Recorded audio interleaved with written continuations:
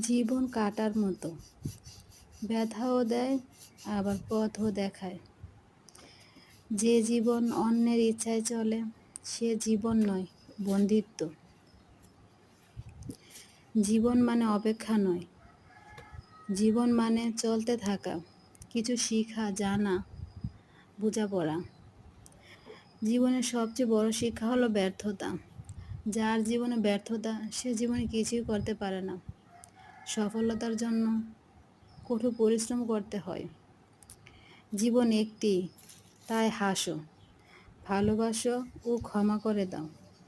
হাজার কষ্ট থাকার পরও তোমরা সবাই হাসো, কারণ জীবন একটাই। জীবন বারবার ফিরে আসে না। জীবন সুন্দর যদি তুমি সুন্দরভাবে বাঁচতে জানো।